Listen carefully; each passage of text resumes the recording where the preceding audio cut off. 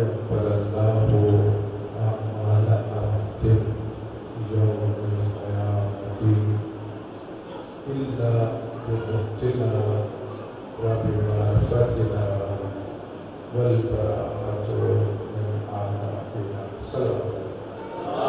عليه وسلم. انتہائی اختصار کے ساتھ صرف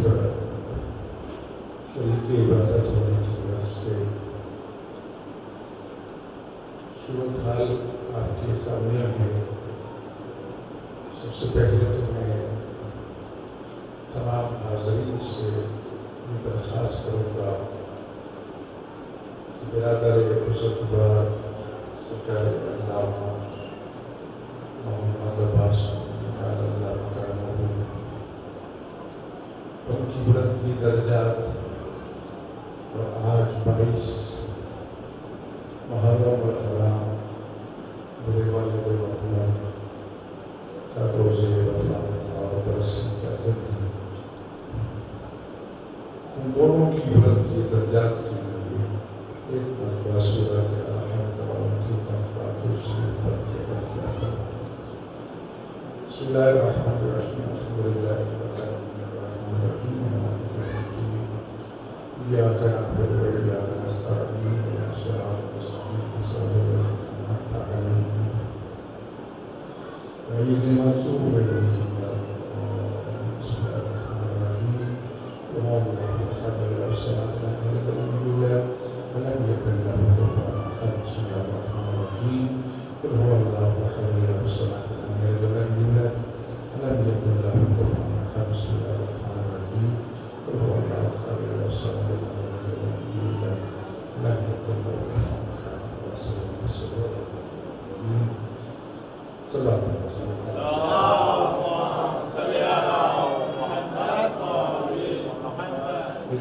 جیسا کہ آپ اشرار کربلا کے ان اسیروں کی یاد میں ہے کہ جن کے خطبوں نے حسینیت کو زندہ جاوید بنایا. حسین اپنے آئینے قربانی دے کر خدا کی توحید کو بچایا, خدا کے دین کو بچایا, اور ان ہستیوں نے قید و بند کی صعوبتیں برداشت کر کے بازاروں درباروں میں خطبے دے کر حسینیت کو تا قیامت زندہ جاوید بنا دی. یقیناً عموماً تذکرے محرم الحرام کے پہلے عشرے میں ختم ہو جاتے ہیں. چند شخصیات کا تذکرہ ہوتا ہے, بعض کے فضائل اور مسائل بیان کیے جاتے ہیں,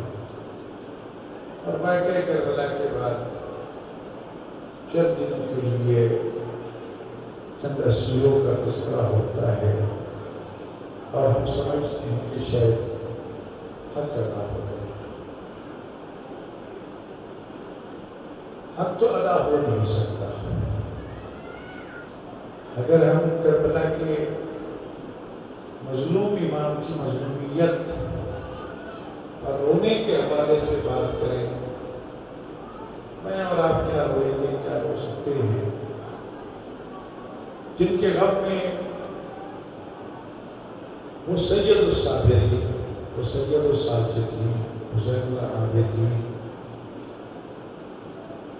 یہ کہتے ہوئے دنیا سے چلا جائے کہ بابا جتنا تیرے غم میں رونے کا حق تھا سجاد ادا نہیں کر سکتا, سجاد کو معاف کر دے. جو کچھ چھوٹی بات نہیں. اور جس حسین مظلوم کے غم میں اور جن بطول ذاتیوں کے غم میں حجت خدا امام زمان علیہ السلام اس وقت کے امام ہیں, اس کائنات کے بارے سے زیارت الہیہ میں ان کی کلمات پڑھ کے دیکھ لیجئے تو یہ کہتے ہوئے نظر آتے ہیں کہ دادا آپ پر پانی کے آنسو بہانے کی بجائے خون کے آنسو بہائے تھے. تو یقیناً ان کا غم تو بہت عظیم غم ہے، نہ اس کا حق ادا ہو سکا ہے، نہ قیامت تک ہو سکے گا، کیونکہ یہ ایک اشرا موسوم ہے حضرت امام سجاد علیہ السلام کے نام کے ساتھ، حضرت زینب و کلثوم اسیرہ نے کربلا کے ساتھ، اسیرہ نے شام کے ساتھ، اور ان کی کنیز خاص جناب فضہ سلام اللہ علیہ کے ساتھ۔ حق تو یہ بنتا ہے کہ ہم لمحہ با لمحہ، مرحلہ با مرحلہ، جس طرح یہ قافلہ کربلا سے چلا ہے، حالات و واقعات کو بیان کیا جائے، اور جس طرح مشکل حالات بھی انہوں نے وقت گزارا اور نانا کے دین کو اور حسین کی قربانی کو بچایا، اس کو واضح کیا جائے تاکہ دنیا کو پتہ چلے کہ اسلام جو ہمیں بڑے آرام سے مل گیا ہے، اس میں بطول کے گھر کا کتنا کچھ خرچ ہوا، کیونکہ یہ جو ہے یہ شب شہادت بھی ہے، اور پرسوں جلوس بھی ہوگا انشاءاللہ امام سجاد علیہ السلام کا بھی، جناب فضہ سلام اللہ علیہ کا بھی، تو کیونکہ اس پورے عشرے میں موقع نہیں مل سکا کہ جماعت کو حاضری دے سکے، بھارت مجالس کا سلسلہ جاری ہے، میرے لیے، میرے خاندان کے لیے، میرے گھر کے افراد کے لیے، بلکہ پوری قوم کے لیے علامہ محمد عباس نعومی صاحب کی ولادت کوئی چھوٹا صدمہ نہیں، چھوٹا نقصان نہیں ہے، لیکن ہم نے اپنے غم کو مظلوم کے غم پر ترجیح دی، اور یہ سلسلہ آزاد جاری و ساری ہے۔ اور یہ بھی آپ اچھی طرح جانتے ہیں کہ میں نے کبھی بھی یہ ذہن میں کبھی لایا ہی نہیں، سوچا ہی نہیں کہ یہ ہزاروں کا مجمع ہوگا تو مجلس ہوگی، نہیں ہوگا تو مجلس نہیں ہوگی، نہیں، میرا میرے گھر کے افراد کا، میرے بچوں کا، میری بیٹیوں کا، میرے گھر کی خواتین کی ذمہ داری بس اتنی ہے کہ یہ سب ہزار بچھا دیں، بس اس کے بعد بیوی جانے، اس کا بیٹا جانے، اس کا غم جانے، ہم نے اپنی ذمہ داری پوری کر دی۔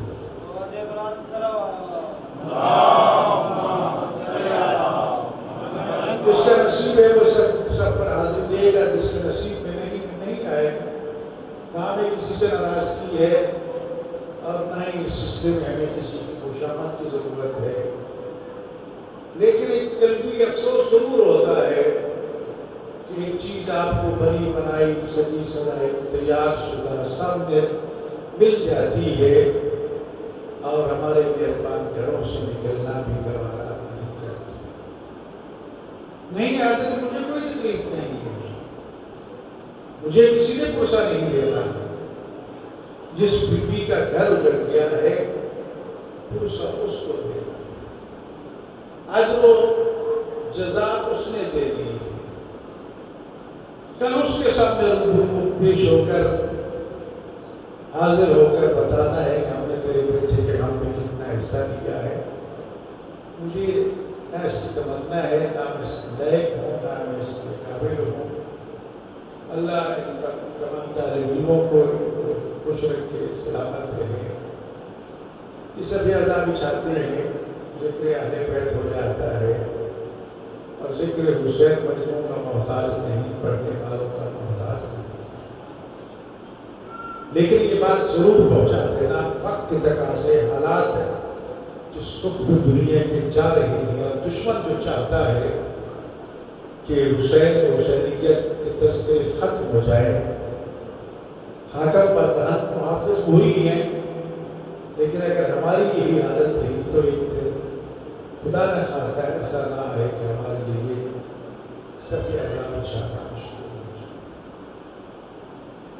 میں نے محرم سے پہلے بھی یہ درخواست کی تھی، پوری قوم سے کی تھی کہ بھرپور طاقت کے ساتھ مجالس میں جلوسوں میں شرکت کیجیے، جب آپ پوری طاقت کے ساتھ پورے وسائل کے ساتھ شریک ہوں گے، دشمن کو ضرورت نہیں ہوگی کہ وہ آپ کا راستہ روکے یا آپ کے مشکلات پیدا کرے۔ آپ بھی ڈر کے گھر بیٹھ کے یا آپ نے اس کو کہی کی دشمن کو کم کر دیا۔ اور یہ بھی یاد رکھیے حسین کی عزاداری ہماری محتاج نہیں ہے، ہم حسین کی عزاداری کے محتاج ہیں۔ ہم ہیں تو حسین کی عزاداری کی وجہ سے ہے، حسین کی عزاداری ہماری وجہ سے نہیں۔ تو لذا کیونکہ وہ دن ہے کل گرات ہے، پرسوں کا دن ہے، پرسوں روشنی ہے، تو سرسی طور پر امام سجاد علیہ السلام کا تذکرہ آپ کی خدمت کا کرنا چاہتا ہوں، اور کامیلہ تو کل پرسوں تو یاد رکھیے ابھی آپ سن رہے تھے کہ رسول خدا صلی اللہ علیہ وسلم نے اپنی ایک جانشین کو نہ صرف نامینیٹ کر دیا، نہ صرف متعین کر دیا، بلکہ ان کے نام بھی بتا دیے، ان کے باپ کے نام بھی بتا دیے، ان کے بیٹوں کے نام بھی بتا دیے، پورا سلسلہ آپ کو بتا کے گئے کہ کل بھول نہ جانا کہ اس دین کا محافظ اور وارث کرو۔ اور یہ بات بھی یاد رکھیے، امام کا کام دین کی حفاظت کرنا ہے۔ میں نے رجب ایک سو ہفتے بھی چند دن پہلے علماء کرام سے دو لیکچر تھے، درس تھے، پیجز تھے، اس لیے گزارش کی تھی آپ سے وہی سوال کرنا چاہتا ہوں۔ امام حسین علیہ السلام جب مدینہ سے چلے تھے تو ان کے پاس مال دنیا موجود تھا، اونٹ بھی تھے، گھوڑے بھی تھے، چادر بھی تھا، درہم و دینار اشرفیاں بھی تھی۔ بعض روایات میں کہ پتہ نہیں کتنے اونٹوں پر اشرفیاں لگی ہوئی تھی، اس لیے کہ سقیم اصفیاء کا بیٹا تھا علی۔ امام حسین کوئی غریب نہیں تھے، وہ اشرفیاں، وہ درہم و دینار، وہ قیمتی بادشاہ ساتھ لے کے گئے تھے، پورے راستے میں خیرات بانٹتے گئے تھے۔ اور بعض علماء یہ بھی کہتے ہیں کہ چلو پیسے جو ہم مان لیں، قیمتی پرچات، یہ لباس، یہ چیزیں یہ لے کر حسین کربلا کیوں گئے تھے؟ اس کی ایک وجہ خطیب نے یہ بیان فرمائی تھی، شاید حسین یہ چاہتے تھے، جانتے تھے کل شام غریبہ جب ظالم ہمارے خیموں کو لوٹیں گے نا، یہ چادریں لوٹ لیں، یہ درہم و دینار لوٹ لیں، یہ پرچات لوٹ لیں، میری بہنوں بیٹیوں کی چادریں نہ لوٹیں۔ لیکن عزیزان گرامی، میں نے علماء سے سوال کیا اور آپ سے یہی کہنا چاہتا ہوں، امام کا کام ہے دین کی حفاظت کرنا، دین کی تبلیغ کرنا۔ ہم بس یہی سن کے خاموش ہو جاتے ہیں کہ امام سجاد علیہ السلام جو ہیں بس واقعہ کربلا کے بعد قیدی بنے، بیمار تھے، ہزاروں درباروں میں گئے، خطبے دیے، چار آنسو بہاتے چلے جاتے ہیں، بالکل اس میں کوئی شک نہیں، یعنی حقیقت ہے۔ جن مصیبتوں کا سامنا سجاد کو کرنا پڑا ہے وہ سجاد ہی جانتا ہے، کوئی اور نہیں جانتا۔ شاید وہ مصیبتیں یقیناً حسین مظلوم ہیں، لیکن امام حسین کا مقابلہ مردوں کے ساتھ، سجاد کا مقابلہ بے غیرتوں کے ساتھ تھا۔ اور پھر دوسری بات یہ ہے کہ سجاد کے ساتھ اس کی بہنیں قید تھیں، اس کی بیٹیاں قید تھیں، اس کی مائیں قید تھیں، ان قیدی عورتوں کے ساتھ غیرتوں کے ہجوم میں جا کر خطبے دے کر دین بچانا ہے، اور پھر ہر مشکل کے ٹل جانے پر سجدہ ریز ہو کر سبحان ربی الاعلیٰ و بحمدہ کی تسمیہ پڑھنا، یہ سجاد کا ہی کام تھا، کسی اور کا نہیں۔ لہذا میں ایک دو علماء سے، طالب علموں سے گزارش کروں، امام دین کا مبلغ ہے، مبلغی تبلیغ پہ جاتی موسیقی کے ساتھ لے کے جاتی، لیکن ذرا مجھے یہ بتائیے کہ لوگوں سے پوچھی جب سجاد کربلا سے چلے تھے 11 محرم کو، تو کون سے مسائل تبلیغ ساتھ لے کر چلے تھے؟ سجاد کے پاس کون سا مال دنیا تھا؟ ہتھکڑیاں، پاؤں میں بیڑیاں، گلے میں توق، سب ننگے مائیں بہنیں ساتھ، بغیرتوں کا ہجوم، نیزوں کی نوکوں پر بھائی، بابا، چچا، ان کی کٹے ہوئے سر، یہی مسائل لے کر چلے تھے نا سجاد۔ دین کی تبلیغ کے لیے، دین کی بقا کے لیے، حسین کی بقا کے لیے۔ یزیدی یہ سمجھتے تھے تو حسین کا خون جو ہے وہ صحرا میں ختم ہو جائے گا، کسی کو پتہ تک نہیں چلے گا، لیکن یہ زینب و سجاد کے خطبے تھے اور حسین کے بے گناہ خون کی یہ عظمت تھی اور ہے کہ جس خون کو صحرا میں دفن کرنے اور ختم کرنے کی یزیدیوں نے سازش کی تھی، وہ سازش کامیاب نہیں ہوئی۔ وہ خون آج بھی روز عاشور تازہ سامنے آتا ہے۔ آج بھی اسی قبیلہ بنی اسد کی عورتیں 12-13 محرم کو سر پہ ٹوکریاں رکھ کے، بیلچے ہاتھوں میں لے کر، تابوت اٹھا کر، ننگے پاؤں اپنے قبیلے سے چلتی ہیں اور کربلا میں پہنچتی ہیں، اس یاد کو زندہ رکھنے کے لیے کہ ہم نے اس غریب کو دفن کیا تھا۔ غریب کی مقتل سے آج بھی خون جو ہے وہ جاری ہوتا ہے، اسی اس کو بند کر دیا ہے۔ اور عرب کا یہ رواج ہے، جب تک کسی مقتول کے خون کا انتقام نہ لے لیا جائے تب تک اس کی قبر پہ سرخ علم لہرایا جاتا ہے۔ امام حسین کے حرم پر گنبد پر سرخ علم کا موجود ہونا اس بات کا اعلان ہے کہ غریب زہرا کے خون کا ابھی انتقام لینا باقی ہے۔ اور اسی لیے دعائے خطبہ میں پڑھتے آئے نا طالب، یہ لکھو میں آئے نا طالب دم مقتول کربلا، امام حسین کربلا کے مظلوم کے خون کا انتقام لینے والے کہاں؟ اے امام زمانہ تشریف لائی۔ چند تفسیر میں آپ کو چند چیزیں ذہن میں ڈالنا چاہتا ہوں، زیادہ وقت نہیں لینا۔ آپ شبیہات بناتے ہیں، تابوت برآمد کرتے ہیں، علم اٹھاتے ہیں، جھولا بناتے ہیں اور کربلا کے بہت سے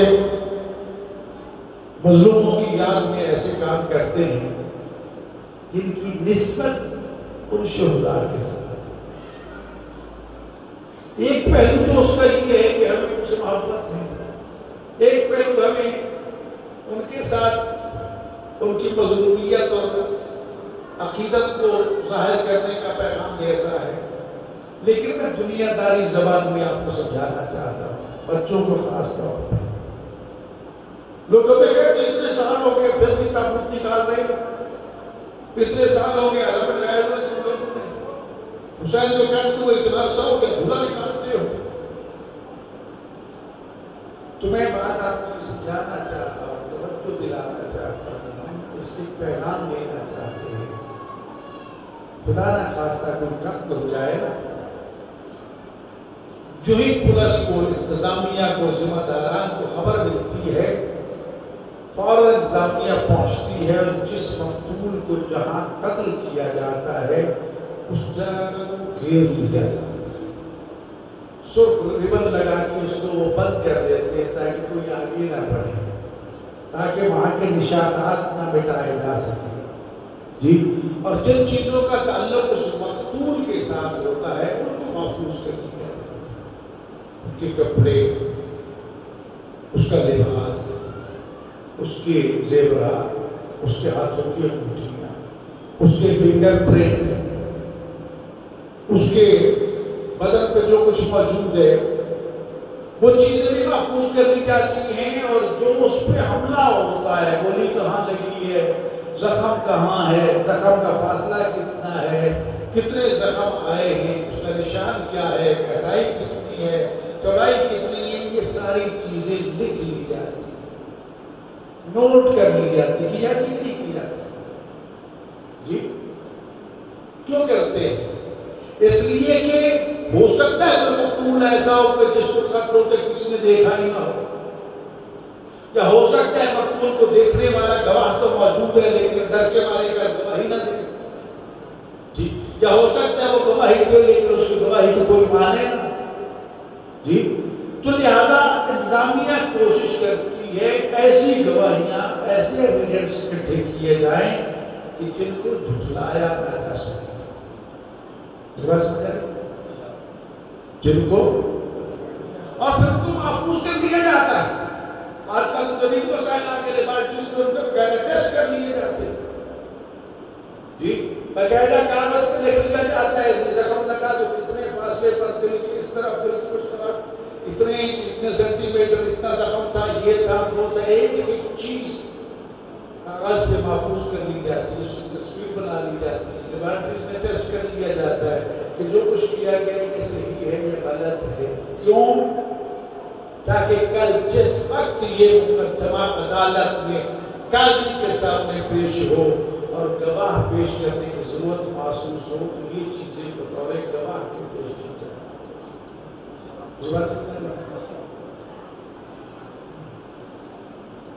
یہی چیزیں میرے بھائی، کربلا میں حسین کو شہید کر دیا گیا، علی اکبر شہید ہو گئے، قاسم شہید ہو گئے، اور محمد شہید کر دیے گئے۔ ظالم نے پوری کوشش کی سارے نام و نشان مٹا دیے جائے، اپنے نجس لاشیں دفن کر دیے، بدور ذاتیوں کے شہیدوں کے لاشیں بے گور کفن چھوڑ کر چلے گئے۔ اس وقت آج 58-59 درجے گرمی پڑ گئی عراق میں، کربلا میں، جس میں ہر چیز بھول کے ختم ہو جاتی ہے۔ سوچا تھا جلدی اگر تم ختم ہو جائے، لیکن کیا چیز ہے، جس خون کو اللہ نے اپنا خون کہا، زیارت بار سے پڑھتے ہیں السلام علیکم یا سار اللہ مبلا سار، اے اللہ کا خون اور اللہ کے خون کا بیٹا، حسین کے خون کو اللہ نے اپنا خون کہہ دیا۔ جس علی کے ہاتھ کا اپنا ہاتھ کہا یا اللہ کہا، حسین کے خون کو اپنا خون کہا۔ اور 2 مظلوم ایسے گزرے ہیں کائنات میں، جب تک ان کے قاتلوں کا انتقام نہیں لے لیا گیا ان کا خون جو ہے وہ ختم نہیں ہوا۔ حضرت یحییٰ علیہ السلام جسے ایک بدمعاش عورت کے کہنے پر ایک ظالم بادشاہ نے قتل کر دیا تھا، اور اس خون کو چھپانے کے لیے مٹی ڈالی گئی، مٹی کے پہاڑ بن گیا، لیکن خون جو ہے وہ نہ رکا۔ اس وقت رکا جب وہ قاتل واصل جہنم ہوا۔ یہی صورت آ ہے، حسین کا خون آج بھی جاری ہے، کربلا میں 100% جاری ہے، بلکہ وہ مقامات بھی بہت سے لوگ ہوں گے جو حلب گئے ہوں گے جہاں پر دوران سفر ایک پتھر کے اوپر امام مظلوم کے سر اقدس کو رکھا گیا تھا، تو وہاں بھی آج تازہ خون محسوس ہوتا ہے۔ سب سے پہلی فوٹو میں نے بنائی تھی اس پتھر پر خون کی، وہ پرنٹ بھی کیا، اللہ کو کی صورت میں لوگ دیکھ کر حیران ہوتے کہ ایسے جیسے یہ بھی خون ہے۔ تو اس خون کو سارا اللہ کہا گیا، اللہ کا خون، اللہ کے خون کو کوئی ختم نہیں کر سکتا۔ بدور کی بیٹیاں اپنے بھائیوں کے لاشوں کو بے گور کفن چھوڑ کر چلی گئی۔ صرف اللہ اس بات کا اعلان ہے کہ حسین کے خون کا بھی انتقام لینا باقی ہے۔ یہ جو علم اٹھاتے ہیں کہ میری اور آپ کی خواہش نہیں ہے، یہ ہماری خواہش کا نتیجہ نہیں ہے، اس کے بھی 2 پہلو سے میرے کیے گئے حضرت سامعین۔ ایک تو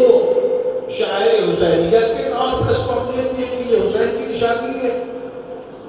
اور دوسرا یہ جناب زینب کی دعا کا عملی مظاہرہ ہے۔ کس کی دعا کا؟ ذرا بولے، جناب زینب سلام اللہ علیہا کا۔ کیونکہ میں آپ کو یہ مثالیں اس لیے دے رہا ہوں کہ ہم نے یہ علامہ محفوظ رکھا، جلدی سے بات سمجھا دوں۔ کل جب مقدمہ پیش ہو گیا امام زمان علیہ السلام کی خدمت میں خدا کے دربار میں کہ عباس کو قتل کیا گیا، دلیل کیا ہے؟ کوئی گواہ؟ یہ مولا غازی کا عالم ہے، ہم نے اس کو سنبھال کے رکھا ہوا ہے، یہ ایویڈنس ہے، جس سے بھی کپڑا نہیں ہے، ورنہ عام پر جھنڈے پرچم سارے اٹھائے جا رہے، کسی کو تکلیف نہیں ہے۔ تکلیف اس پرچم کی ہوتی ہے، کیوں ہوتی؟ کس کو ہے؟ جس کا قاتل قبیلے کے ساتھ تعلق ہے۔ قاتل چاہتا ہے کہ امن شر مٹ جائے، قاتل چاہتا ہے کہ تمام گواہیاں ختم ہو جائیں، لیکن جو مقتول یا مقتول کے خاندان سے تعلق رکھتا ہے وہ نشانیوں کی حفاظت کرتا ہے، پہرا دیتا ہے، اس کو تالوں میں محفوظ رکھتا ہے کہ کل کہیں ضرورت پڑ جائے ہم پیش کر سکیں۔ جی تو یہی سے فیصلہ کر لیجیے، جو ان نشانیوں کو روکنے اور مٹانے کے در پہ اس کا تعلق قاتل قبیلے کے ساتھ ہے، اور جو ان نشانیوں پر پہرا دیتے ہیں، ان کی حفاظت کرتے ہیں، ان کو سنبھالتے ہیں، ان کو عزت احترام کے ساتھ محفوظ کرتے آ رہے ہیں، نسل بعد نسل ایک دوسرے کے حوالے کرتے آ رہے ہیں، اس کا تعلق خاندان مظلوم کے ساتھ ہے، مقتول کے ساتھ۔ آپ میں سے ہم سب کتنے بیٹھے ہیں جن کو ماں باپ کے پاس یہ کہا ہوگا کہ بیٹے سلام کا خیال رکھنا، بیٹے زلجنا کا خیال رکھنا، بیٹے سلام ممبر کا خیال رکھنا، وصیتیں کر کے جاتے ہیں۔ ابھی میں ایک عالم بزرگ کا یہ فرمان پڑھ رہا تھا، فرما رہے تھے کہ جب تک اللہ تمہیں رزق دیتا رہے، جب تک تمہارے نصیب میں اللہ کا رزق لکھا ہوا ہے، تب تک حسین کی صف عذاب اچھاتے رہے۔ صف عذاب کی ضرورت نہیں ہے کہ لاکھوں اربوں روپے کی صف عذاب ہو تو پھر قضا ہے۔ یہ علامہ الامام کا نہیں، یہ لکھ کی جا رہی وصیت ہے کہ جب تک تمہیں رزق ملتا رہے خدا کی طرف سے، تب تک حسین کی صف عذاب ضرور پہنچا دے۔ یہی پیغام میں آپ کو پہنچا دیتا ہوں، بچوں کو، بزرگوں کو، بڑوں کو، نوجوانوں کو خاص طور پر جب کبھی اکٹھے ہو، کہیں چار دوست اکٹھے ہوتے ہیں، ہوٹل پہ اکٹھے ہوتے اور یا چائے پیتے ہیں، کھانا کھاتے ہیں، تو چند لمحوں کے لیے یہ سوچ لو کہ یار یہ جو ہم نے ٹیبل پہ آرڈر بک کروایا ہے، الاعمال بالنیات، ذرا نیت تھوڑی سی تبدیل کر لیں جی، اس کو مولا غازی کی نیاز کا نام دے کر اس کو کھا لیں، امام حسین کی نیاز کا نام دے کر اس کو کھا لیں۔ کھانے کی وہی چیز ہے، صرف نیت بدلنے کے ساتھ اس پہ خیرات و برکات بھی پیدا ہو جائے گی، ثواب بھی مل جائے گا، اور یاد عباس بھی زندہ ہو جائے گی۔ جی دسترخوان پہ بیٹھے ہو، گھر میں بیٹھے روٹی کھا رہے ہو، بچوں کو کھانا چاہتے ہیں، اور ذرا اس کو مولا علی اصغر کی یاد کے ساتھ منسوب کرتے ہیں۔ تو میرے بھائیوں، اس آیت اللہ کے فرمان کے مطابق جب تک اللہ تمہیں رزق دے رہا ہے، تب تک حسین کا ذکر بپا کرتے رہنا۔ اسی کام کو امام سجاد نے آگے بڑھایا تھا۔ ہم تو واقعہ کربلا کے بعد زیادہ سے زیادہ یہ کہ جب شام کی قید گزار کے پہنچ گئے اور سمجھ گئے اور ختم ہو گیا، نہیں، امام سجاد نے مدینہ میں آ کر اپنے بابا کی عزاداری کو فروغ دیا، خود سو کے عذاب چاہتے، آنے والوں کا استقبال کرتے، ماتمیوں کے لیے اپنی پشت پر روٹیاں اٹھا کے لے کے جاتے کہ یہ میرے بابا کی عزاداری۔ تو لہذا امام حسین کی عزاداری اور عزاداروں کی خدمت میں بڑھ چڑھ کے حصہ لیا، نواب بن کے نہ میں ڈر آج کہ میں اتنا ہوں، نہیں، جتنا حصہ لے سکتے ہو اس میں حصہ لو، آگے بڑھو، ہاتھ بٹاؤ، یا جس طرح مولا علی علیہ السلام کا فرمان ہے کہ نیکی کرنے کے بہانے ڈھونڈو، میں اس کو یوں تبدیل کروں گا، امام حسین کی نوکری کرنے کے بہانے ڈھونڈا کروں۔ جی امام سجاد سے زیادہ نفیس مزاج تو ہم نہیں ہیں۔ جب امام سجاد اپنے بابا کے عزاداروں کے لیے، ماتم داروں کے لیے کھانے پکا کے اٹھا کے لے جاتے ہیں،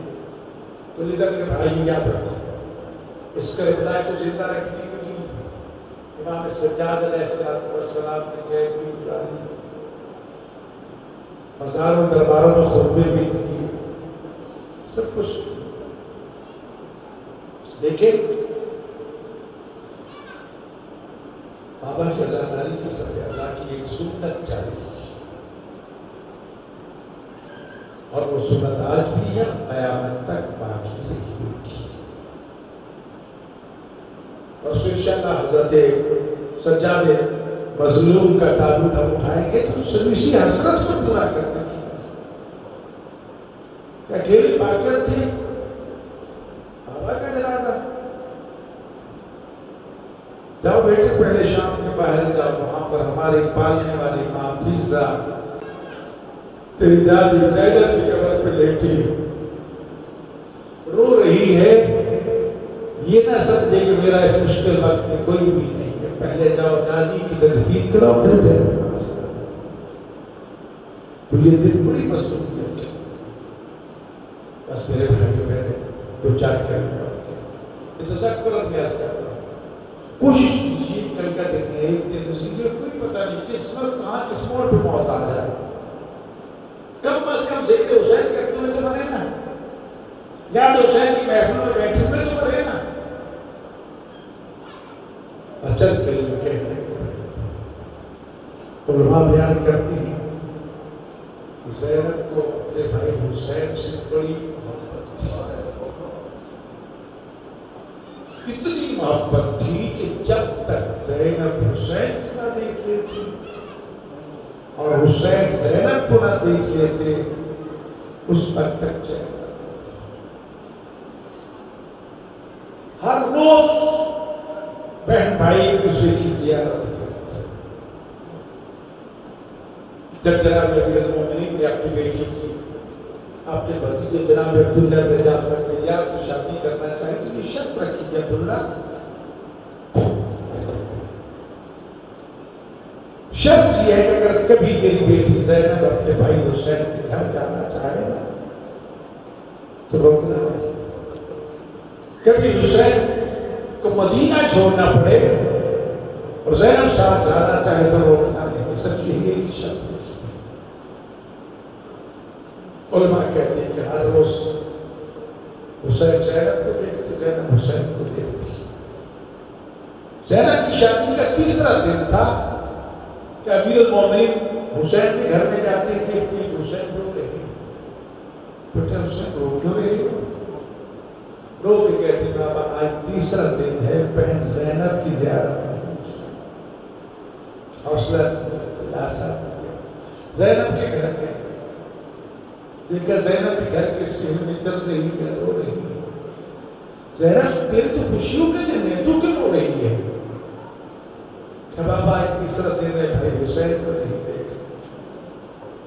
اتنی محبت تھی۔ اور آزاد رجب 28 سفر کو 28 رجب کو حسین نے مدینہ چھوڑنا چاہا،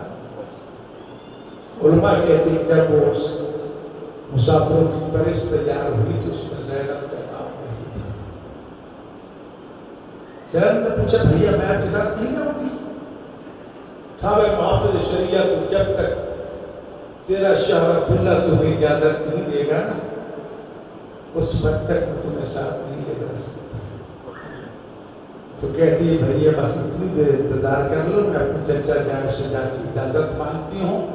اگر اجازت مل گئی تو مجھے ساتھ لے جانا، اگر اجازت نہ ملی تو پھر یاد رکھنا میں تیرے بغیر زندہ نہیں رہ سکتی، میرا جنازہ پڑھنا۔ اجازت ملی، مدینہ سے چلے۔ اب علماء بیان کرتے ہیں کہ زینب کی نگاہ حسین پر، حسین کی نگاہ زینب، مدینہ سے لے کر مکہ تک حسین زینب کو دیکھتے گئے، زینب حسین کو دیکھتے گئے۔ مکہ میں قیام کیا، ہر روز بہن بھائی بیٹھتے ہیں، مشورے کرتے ہیں، ایک دوسرے کی زیارت کرتے ہیں۔ حسین مکہ چھوڑتے ہیں، کربلا کی طرف چلتے ہیں، ہر روز زینب حسین کو دیکھتی ہے، حسین زینب کو دیکھتی ہے۔ تو محرم میں کربلا میں پہنچتے ہیں، زمین کربلا شریف کرتے ہیں، زینب حسین کو دیکھتی ہے، حسین زینب کو دیکھتی ہے۔ 7 محرم 8 محرم جب آئی نا شب عاشور تو بھی حسین نے رات کا ایک حصہ جو ہے وہ اس لیے مخصوص کیا تھا کہ زینب حسین کو دیکھے، حسین زینب کو دیکھے.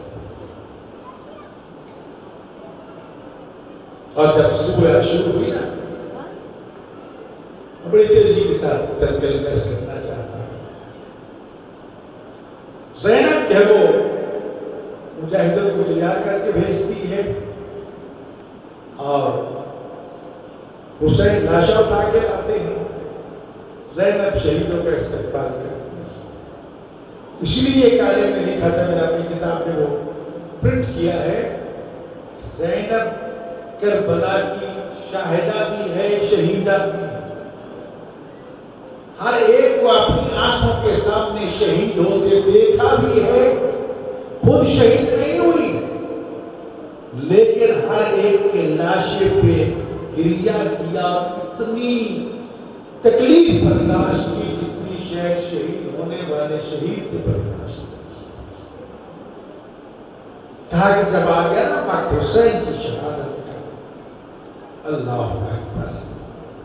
عبداللہ زینبی تمہارا تعبیر ہو رہا ہے، حسین نے اپنی جو مقتل کی جگہ چوری تھی انہیں تائی گہرائی کی. اب یہ حرم امام حسین میں داخل ہوا نا، کئی سیڑھیاں اتر کے نیچے جانا پڑتا ہے اور مقتل تو اس سے بھی نیچے.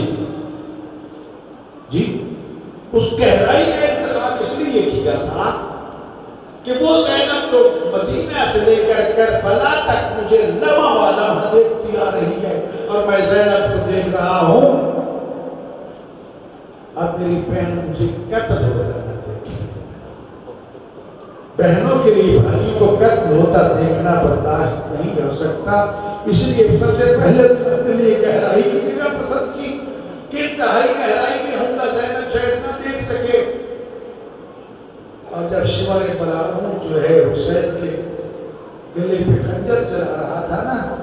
تو حسین بار بار زمین کربلا سے یہ کہہ رہا تھا زمین نیچی ہو جا، میری بہن مجھے نہ دیکھے. زینب تلہ زینبیہ پہ آ گئی تھی، وہ تلے سے کہتی تھی ذرا اونچا ہو جاتا کہ میں اپنے بھائی کا آخری امتحان دیکھ لوں. اللہ اکبر. ازادہ و خدا نے کس طرح زینب نے اپنے بھائی کو اپنی آنکھوں کے سامنے اس گہرائی میں سوا ہوتے دیکھا ہوگا، اور وہ منظر کس طرح زینب نے برداشت کیا ہوگا جب شمر ملعون نے حسین کا سر قلم کیا اور جبرائیل نے نوحہ پڑھا، یا اہل العالم قد قتل الحسین بکربلا شہداء الیہان حسین کربلا میں پیاسے شہید کر دیے گئے. اللہ اکبر. زینب نے کس طرح وہ منظر دیکھا تو زینب کبھی نہ بھول سکی. آج بھی دلہ بلندی پر ہے، مقتل گہرائی مسجد کے لیے اور کے لیے. اب 11 محرم کو قافلہ چلا تھا، انداز بدل گیا. جو گھوڑوں پر سوار تھے وہ نیزوں پر سوار ہو گئے،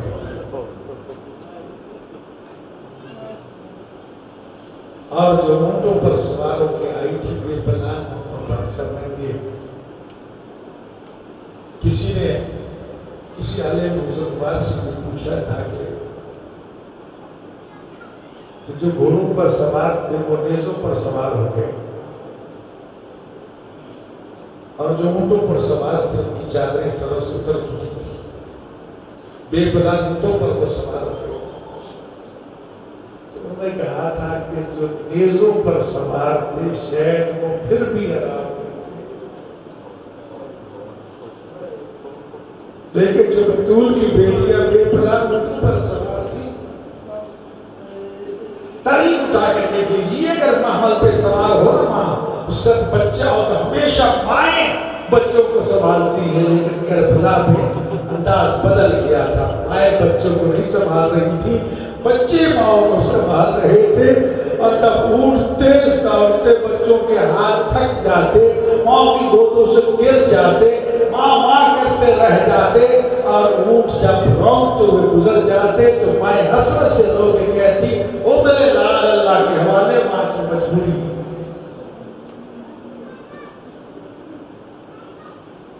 علماء بیان فرماتی ہے کہ کافلہ کربلا سے چلا تو پھر بھی ایک صورت تھی، زینب حسین کو دیکھ رہی تھی، حسین زینب کو دیکھ رہی تھی۔ کربلا سے لے کر کوفہ تک حسین زینب کو دیکھ رہی ہے، زینب حسین کو دیکھ رہی ہے۔ کوفہ سے لے کر بازار شام تک حسین کے ساتھ ہو کے میزہ پہ بطول کی بیٹیوں کو دیکھ رہا ہے، اور بطول کی بیٹیاں بے پناہ اونٹوں پر سوار ہو کر حسین کو دیکھ رہی ہیں۔ بعض نے کہا تک بیان فرمایا کہ حسین کے سر کی آنکھیں کھلی تھی اور حسین بیٹیوں کو دلاسا دے رہے تھے۔ لیکن ازاد البساطی کل میں کہنا چاہتا ہوں، جب یہ قافلہ بازار شام میں داخل ہوتا ہے نا، اور پھر غیرتوں کا ہجوم بڑھتا ہے، تماشائیوں کا ہجوم بڑھتا ہے، زینب حسین کو دیکھ رہی تھی، حسین زینب کو دیکھ رہے تھے۔ ایک مرتبہ زینب نے دیکھا کہ حسین کی آنکھیں بند ہو گئی ہیں، رو کے کہتی بھیا میں نے تیرا امتحان 70 قدم پہ کھڑے ہو کے دیکھا تھا، اب میرا امتحان شروع ہوا، تو نے آنکھیں بند کر لی، تجھے پھر بھی دریا کی ٹھنڈی ہوا شاید لگتی ہو، لیکن میں بازار کے نجس ماحول میں ہوں، میرا بھائی آنکھیں کھول، مجھے دیکھ تیری پہلے سر کے بازاروں اور درباروں میں کس طرح پتھر کھا رہی ہے۔ اور یہ بھی لفظ موجود ہے میرے بھائیوں، معاف کرنا، ہم تو یہ کہتے ہیں نا کہ بازار شام میں پتھر مارے جا رہے تھے، یقیناً پتھر مارے جا رہے تھے۔ ایک پتھر کا جناب مرباب کے سر میں پڑا تھا، ابھی بھی کے سر سے خون کا فوارہ پھوٹا، تو مولا سجاد نے رو کے ان لفظوں میں حسرت کا اظہار کیا تھا، اے کاش میری ماں نے مجھے نہ جنم ہوتا، میں مر گیا ہوتا۔ تو جب پوچھا گیا سجاد یہ دعا کیوں کر رہے ہو، تو کہتے ہیں کہ جس کی ماں کا سر پتھر سے پھٹ جائے اور خون کا فوارہ پھوٹ رہا ہو، وہ سجاد مر نہ جائے تو اور کیا۔ آزاد عرباس اللہ پر جائے کر دے، زینب حسین کو دیکھتے ہیں، حسین زینب کو دیکھتے ہیں۔ جب ہجوم پڑھ کے آنا حسین کے سر نے آنکھیں بند کر لی، تو اس وقت جناب زینب کہتی بھیا میرا امتحان ہے، آنکھیں کھول، تو قرآن پڑھنا شروع کر، تاکہ ہو سکتا ہے لوگ تیری آواز کی طرح متوجہ ہو جائے اور میرا پردہ بچ جائے۔ آزاد رہو، غریب زہرا کے غم میں ہونے والوں، حسین کے کٹے ہوئے سر نے قرآن کی تلاوت شروع کی۔ ادھر بے پناہ اونٹوں پر شام کی عورتوں کو یہ کہا گیا تھا جو مارنا چاہتی ہو مارو، صرف پانی گرم پھینکا نہیں جا رہا تھا، صرف پتھر نہیں مارے جا رہے تھے، آگ نہیں پھینکی جا رہی تھی، بلکہ جو جس کے ہاتھ میں تھا وہ بیویوں کو مار رہا تھا۔ ایسا ڈرو حسین کے سر نے تلاوت شروع کی۔ جب قرآن کی آواز کی تلاوت شروع ہوئی نا، تو ایک مرتبہ بازار میں سناٹا چھا گیا۔ ام حبیبہ جو جناب زینب کی شاگردہ تھی، جس نے قرآن پڑھا تھا، اس کی کلیس بازار میں کوئی چیز لینے کے لیے آتی ہے، جب کہتی ہیں بے پناہ اونٹوں کو سوار ہیں، جب بیویاں جن کے ہاتھوں میں رسیاں ہیں، جن کے سروں پہ چادریں ہوئی ہیں، ایک سارے نوکر جیسا پہ قرآن کی تلاوت کر رہا ہے، یہ منظر دیکھ کے دوڑتی گھر گئی، کہا کہ تو کہا کرتی تھی جس طرح میری مدینہ کے سردار قرآن پڑھتے ہیں، ایسا کوئی کہا کہ قرآن نہیں ہے،